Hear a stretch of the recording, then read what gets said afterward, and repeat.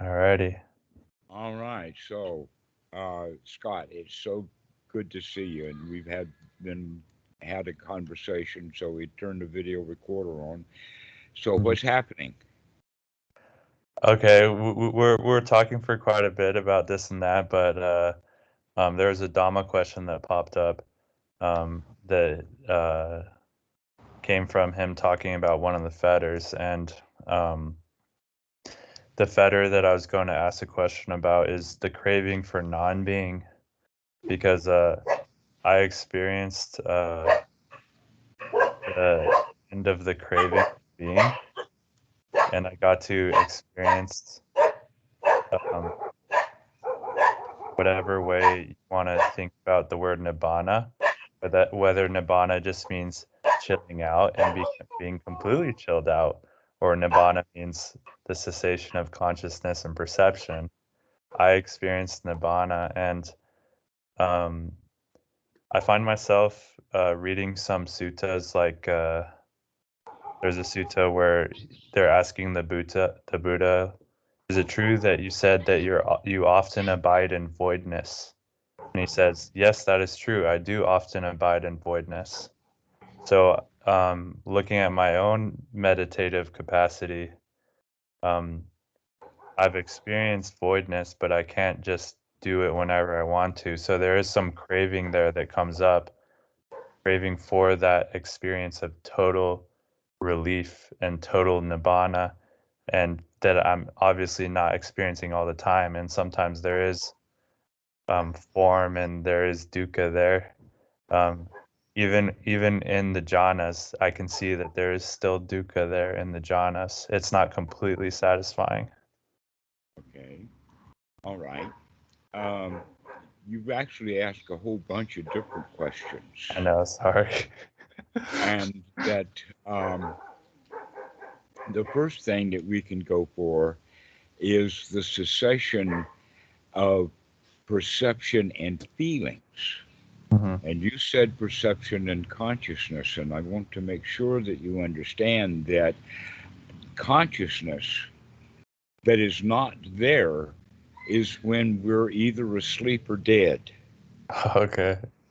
All Yeah. right. That we want to, as long as we cling to life and enjoy being alive and have happiness within life, the thing that defines life is consciousness. Right. It's that is in fact it's one of the nutriments. This is one of the reasons why people get confused on some of this stuff when they see consciousness show up as a nutriment. But actually, consciousness is a nutriment for being alive. And that makes sense because if I wasn't conscious, if I did experience the cessation of conscious, I wouldn't be there to know that I was experiencing it because I wouldn't be conscious of it. So it is kind of like Exactly. it is kind of it is strange to me how people claim experiencing the cessation of consciousness, because wouldn't that be, how do you experience something without being conscious of it, right? Like, That's the whole point. And this is exactly where we go with that part of it called neither perception nor non perception, okay, is because it takes a tiny bit of perception for consciousness to work. right. All right. But the more perception we put into it, then the more we do with it, up to the point of conceptualizations and all of that kind of stuff. And so, what we're practicing here is that process of unraveling the perceptional system so that we can get down to just hearing, just seeing, merely hearing, merely cognize means that we're doing very little perception of it and just letting it be the way that it is. Now, what's the difference between that and fourth jhana? Is fourth This jhana is this is fourth jhana. These are the various things that we do in the fourth jhana, and it's okay? all wrapped around perception. Okay. Okay, that in fact you could say then that the first jhana is all wrapped around Vedana. Hmm. being able to control our feelings. Hmm. And then the higher jhanas would be all around the Salayatana, because we're working with Salayatana. What is it that we're seeing? What kind of thoughts are we having? Because we're actually changing those now with our gladdening the mind. So by gladdening the mind and having wholesome thoughts, that gives rise to being able to control the Vedana. Hmm. Okay? And if we can't control Vedana, there is Tanha, Upadana, caring, frustrations, willfulness states, and not liking. Okay, so uh, the first jhana then would be the process of using our salayatana to get the feelings correct. And then the second and the third jhana is going to be more and more working with those feelings and working with the salayatana down to the fourth jhana is where we now make the shift into perception itself. And how do we perceive things? Okay. And if we're perceiving with very little perception, this is where it comes to the point of calling it boundless consciousness, which means it becomes a flood. So the scene, merely the scene, there's a whole lot of scene that's merely seen. Mm. But if we see something and then process it and make something out of it, we're not seeing so much. But if we can see and merely see, then that means that we're not doing a lot of processing. So, going back to computers, in the old days, they called it data processing. And these old machines, you could see, if you had multiplication of things like that in fact an addition would take a machine cycle. So if you were just merely printing, then as the card goes in, you can print. But if you've got any mathematics at all to do, it takes extra machine cycles. After you've read the card, it goes to chunk, and then bang on, it prints. And then it reads another card. It processes ka-changa, ka-changa, ka-changa, ka-changa. And so if you're reading cards at the full speed, then you can process a whole lot of cards, and all you're doing is just taking in the information and printing it out. But if you've got to process that data, then it may take a while. All right. So let us say that you're converting one language of text. So you read all of this data in, and now you're converting it to another language and then putting it out to the hard drive. That may take a long time to do all of that processing. Guess what? Humans are just like that. We spend more time processing and very little time taking data in. And we're starting to work with that so that we start not trying to understand our concepts or any of that Right. stuff and bring this perceptional stuff to an end. Well, guess what? When that happens, feelings come to an end also. That's why they're so peaceful, is because we're not generating any salayatana enough to kick us in the butt, the pasa, to make us have any feelings at all. And Right. that's really cool. Right. Literally cool. I mean, this is what nirvana is then about, is when you're in Yeah. that state, and Yeah. that not only that, but all of the boundaries tend to get loosened up. So you don't even know where the body is anymore. Yeah. Yeah. And No, so the thing is, like, I'll experience this from time to time, but I can't you really don't put. need to experience it often, though. That's the whole point, is that once you come to see this is how the mind works, whether you go back into that state or not often is irrelevant. The Okay. important point is do you have the training to be maintaining your first jhana so that you actually can control the salayatana, Okay. so that you can control the way that you feel, because you're only a step away from there, Okay. Okay. or a couple of steps away from there in Paticca Samuppada terms. Uh, and that the insight that one gains from that fourth jhana, we can gain it fairly quickly. So I wouldn't say that fourth jhana is a let us say, a recurring long-term goal. It just kind of happens from time to time. Right. And there's no big deal to it. It's just empty. Uh-huh. The important thing is are you still conscious? That's the issue. Can you remain conscious without processing the data so much? Okay. Like aware, fully aware. Right, right. And so you're aware of the breathing, you're aware of the body, you can be aware of the heartbeat, you can be aware of the silence, you can be aware of the crickets, anything that happens. And they happen one by one as they occur. They come Yeah. into consciousness. I feel like that's where the energy comes into play, the energy enlightenment factor, because it's hard to be that fully aware without energy. Um, because But that that's is where what, that's the developed right effort. right, That's when the effort to push that swing gets really easy. It's uh, hard to get it going. It takes some effort to get it going. But once yeah, we get it going, then just touching it is enough. We've also seen that with pushing the car off. Nowadays, kids don't push off the cars, but we used to push them off. You know, if battery goes down or whatever like that. And getting the car rolling is hard.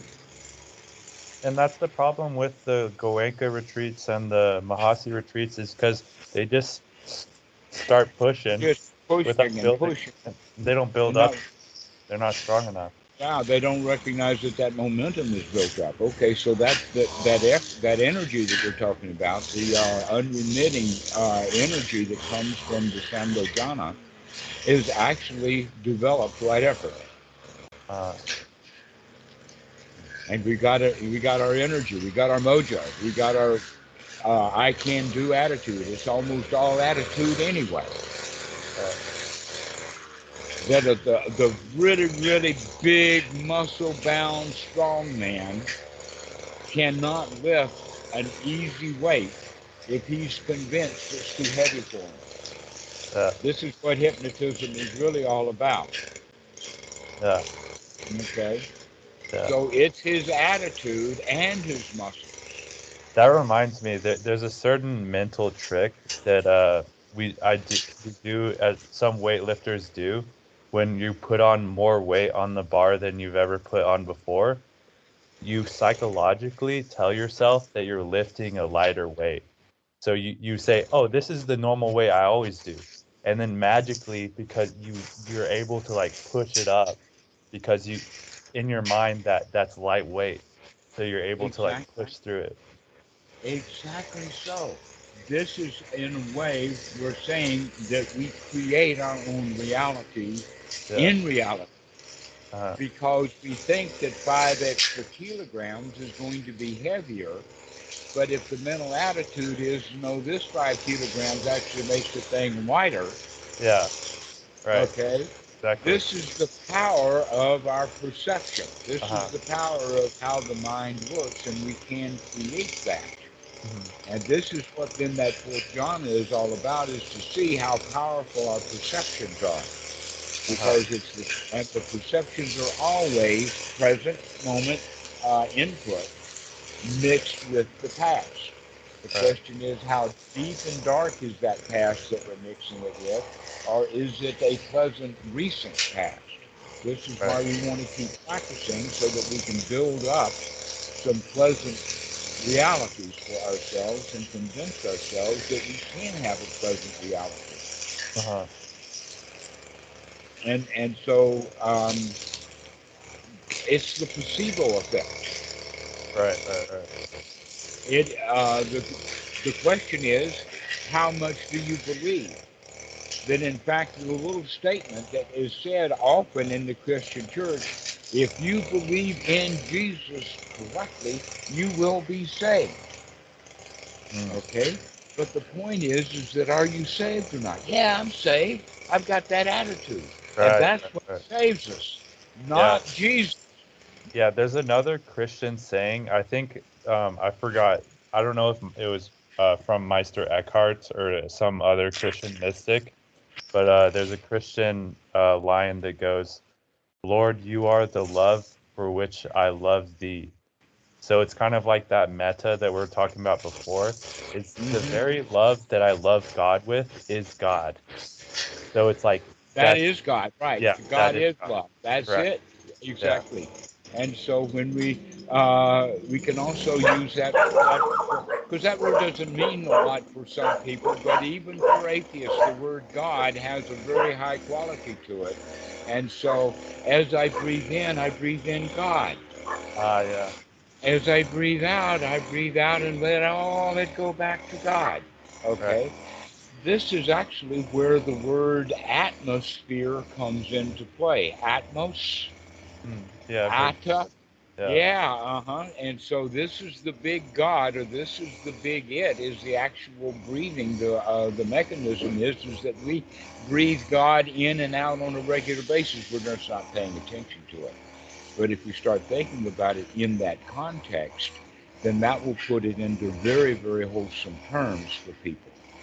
And they Hmm. can go to very beautiful states of mind that way. Right. Right. Uh, and hopefully, if they practice that often enough, then they'll be able to do it often enough.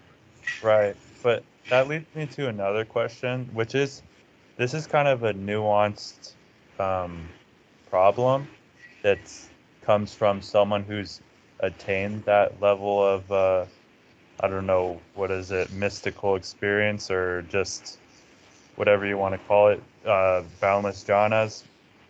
They may have experienced boundless jhana through a way other than the Dhamma or other than the teachings of the Buddha. So they may have used God as a way to experience boundless jhana, but then, Hmm. but now they create a ground of being that they sort of worship and rely on. So they make boundless consciousness God instead of realizing that that too is impermanent and that's not absolute and that's not eternal either. Do you have any thoughts Well, about that? yes, that can be dangerous when they now that they recognize that the atmos is there all around us. Now they want to start relying upon it. Right. Okay, just like, oh, I've had four jhana, why can't I do it again? Well, it's because you didn't want it in the first place that you got it. Now that you want Right. it, you can't have it because you've got desire mixed in there. Okay, so it's Yeah. the same thing exactly.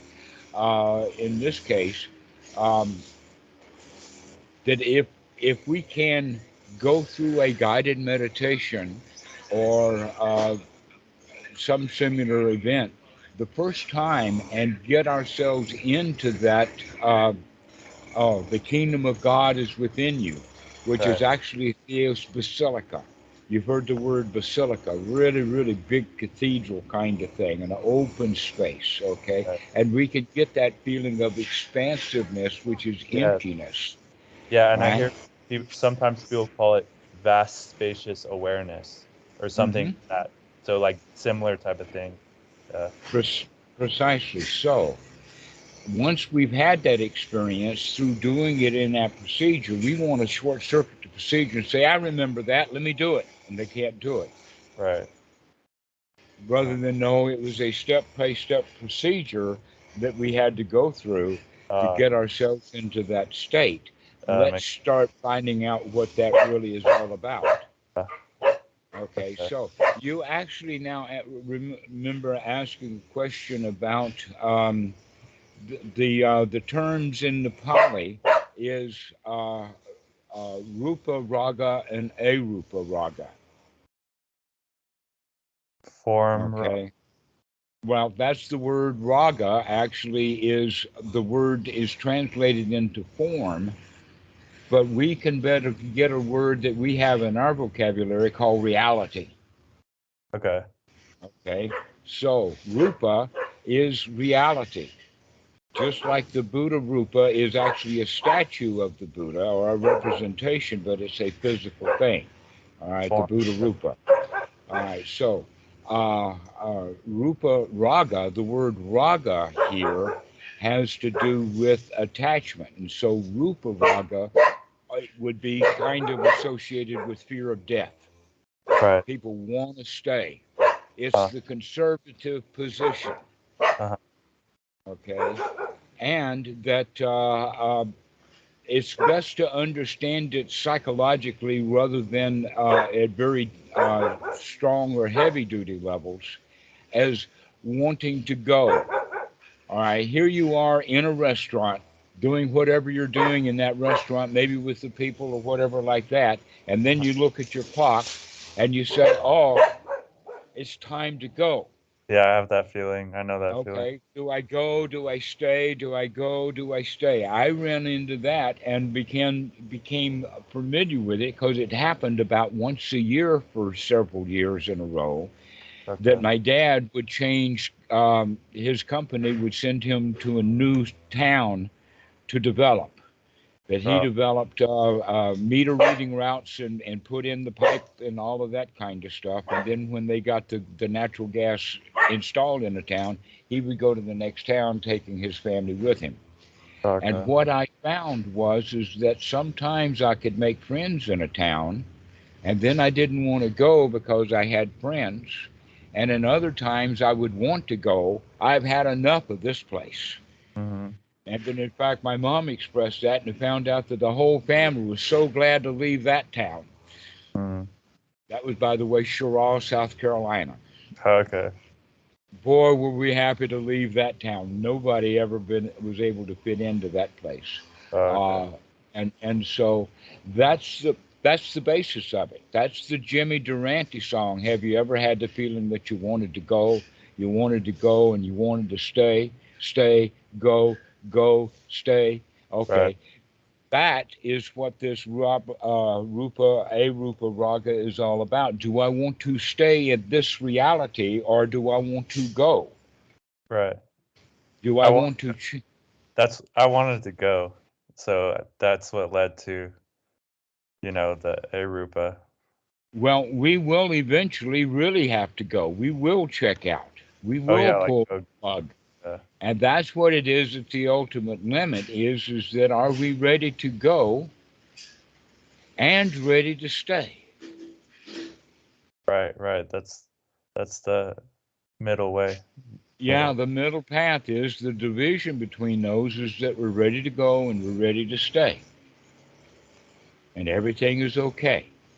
As opposed to that catch 22 or that I back think and forth. that And I comes full want to go, I circle. want to stay. Uh It comes huh. full circle back to first jhana, doesn't it? Ah, it So does. that's It really does. whoop de When doo.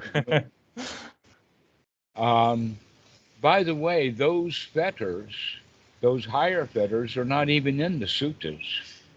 Well, there's one or I think just one place in the Samyutta Nikaya, and also in the Abhidhamma. Hmm. And so that's why we don't talk much about the higher fetters, but it's fairly easy to mention all of them now that we've mentioned this pair. And I used to think that, oh, there's no reason to talk about the higher jhanas or the higher fetters because people have so much stuff with the lower fetters already anyway. Hmm. But that's not true. We sometimes need the information on how to practice correctly. Right. Okay, we talk about friendship a lot. Well, there is this fetter called mana, which has to do with competition, Hmm. competing with other people, comparing ourselves to others. Hmm. And we need to stop doing that and let everybody be a winner, Hmm. because the outcome of that comparison is either going to be pride or jealousy. Those are your two options. Hmm. The thing that's most amusing is, though, is that we set it up in advance with our own criteria. Everybody goes into a game with a different set of criteria than everybody else. And we Hmm. play according to our own criteria, which means we set it up to whether we're going to win or lose. Right. Okay? And now we have the issue about the distinction between jealousy and envy come up in there. The difference That's between just a jealousy. form of ill will. Well, right. Both of them are ill will. Here's the thing. If you have, let's use it from a woman's perspective. If you have a husband and he has a girlfriend, then you are jealous, and the girlfriend is jealous of each other. Why? Because they want the affections. And in fact, we see jealousy right here in these dogs. I'm petting one, and the Right. other one will come up and wimp up and be there, and they'll start growling at each other, and things Yeah. like this will happen unless I pay attention to both of them. Okay. But envy is something else, because envy means that uh, the wife has her husband, and I want him and I don't have him. Okay. Okay, so one is to try to get. That's envy. I want. And Okay. jealousy is ill will. I'm trying to get rid of. Yeah. But those two things happen Yeah. when we are in a competition. Right. The next one is restlessness, which actually is based upon fear. If we can get the fear out, then the restlessness will subside. This Right. is actually what we've been talking about in the sense of going into the fourth jhana, is actually Tranquility. Yeah. stopping the restlessness that is perception of The fear. wanting to know. The fear in your body, like the tension in your body, right? At a gross level, but now we're talking about it at a very subtle level. Okay. Perception itself is based in fear because we want to know.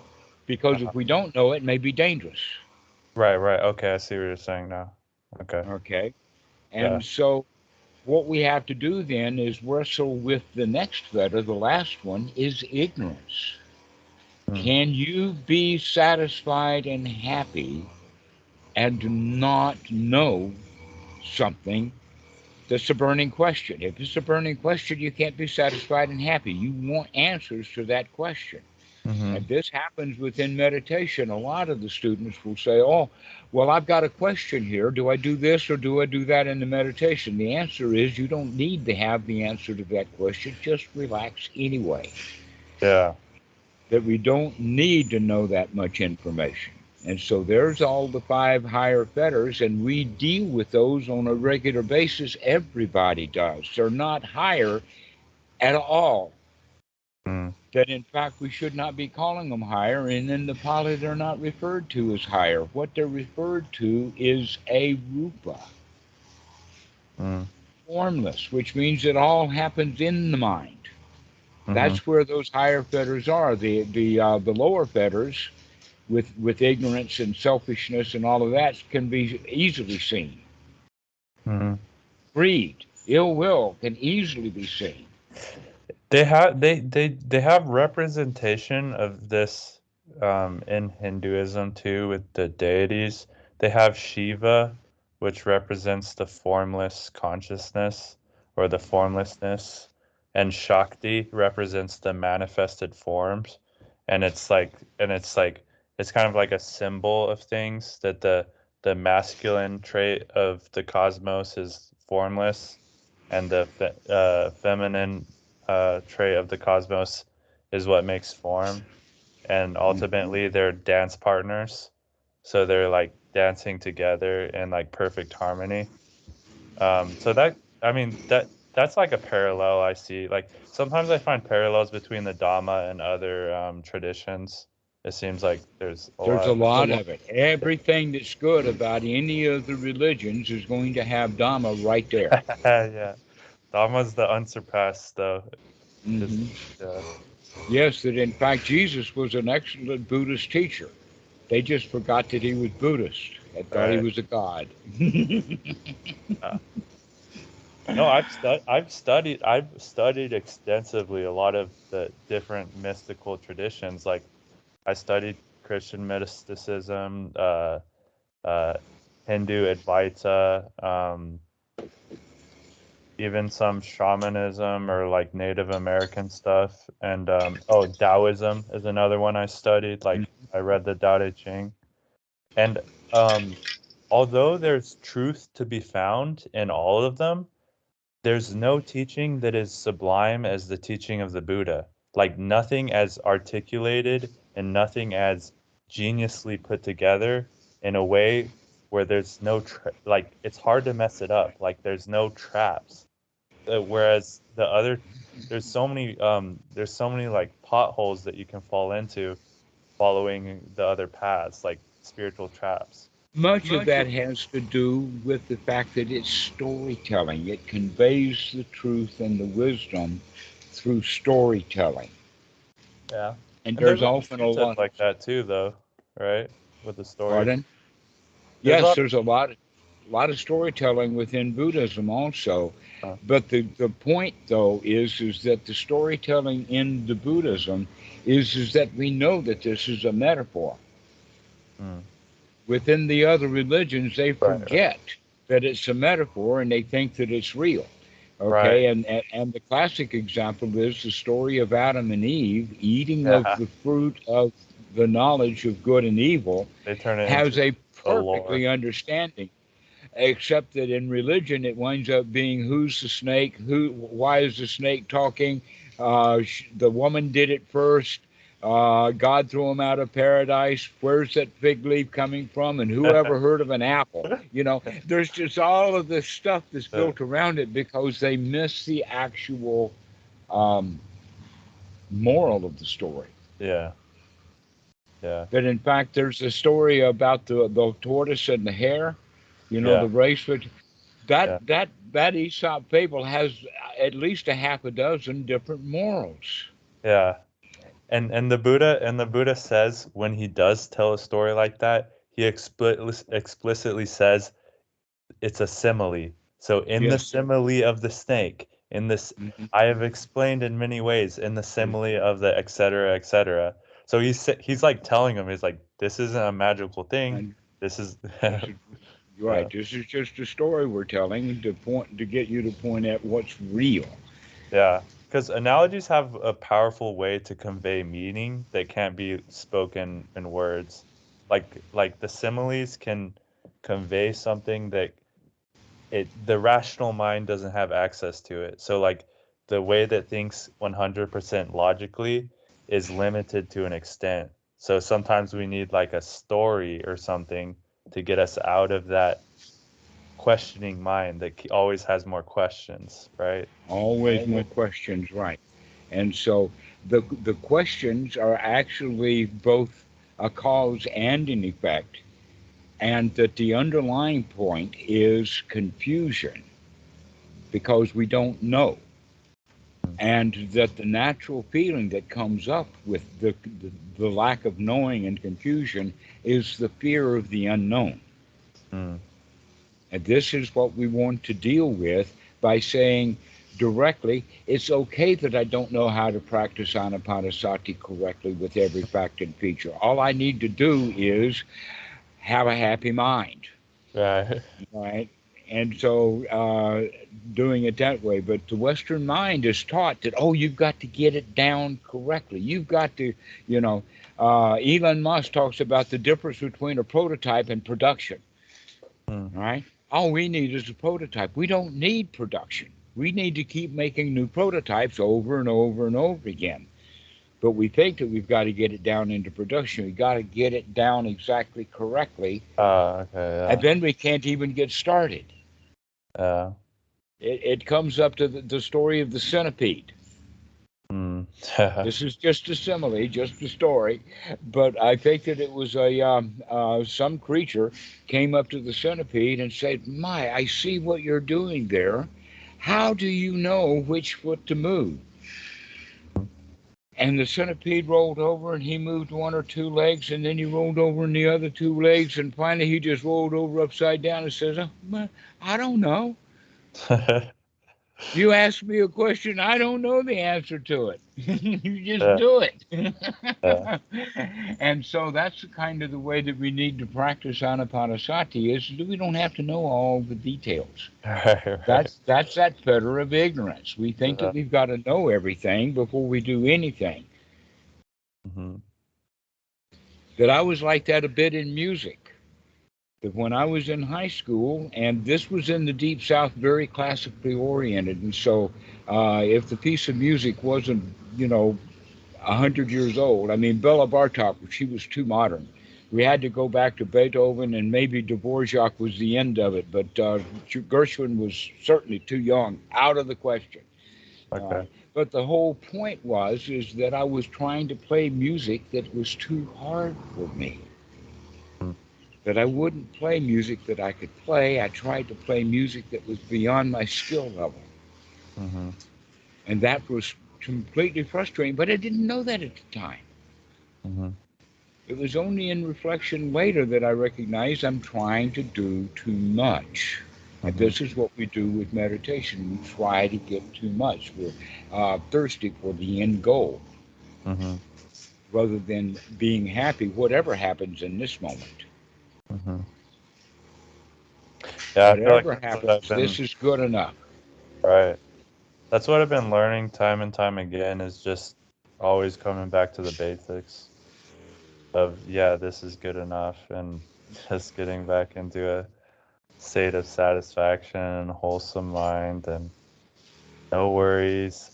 Oh, No worries. there's an inner Isn't child. that marvelous? Just that Yeah, just enough. And I yeah. don't have to have the answers to all of those questions.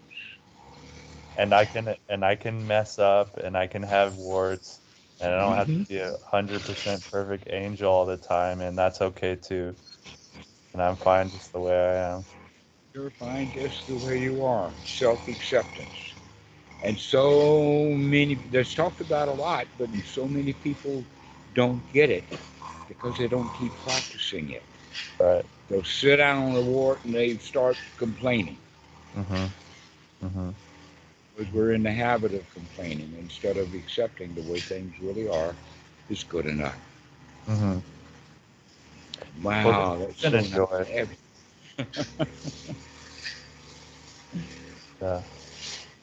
Yeah. Thank you so much for this call, Dhammarato. This has been great. I've really enjoyed it too.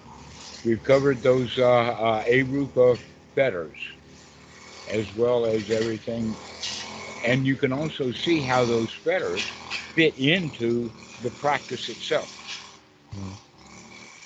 Mhm. Everything fits right in there. And the basic bottom line is fear. Can we come out of our fear and become confident? Yeah, I mean that's another thing that sparked a lot of enthusiasm for the Dhamma is how interrelated it is. Like this part relates to this part, even though this part seems far advanced, it's actually part of this first part, and there's it kind of blows your mind. So it just like it almost makes you 100% convinced that this guy knows what he's talking about because Well, of exactly.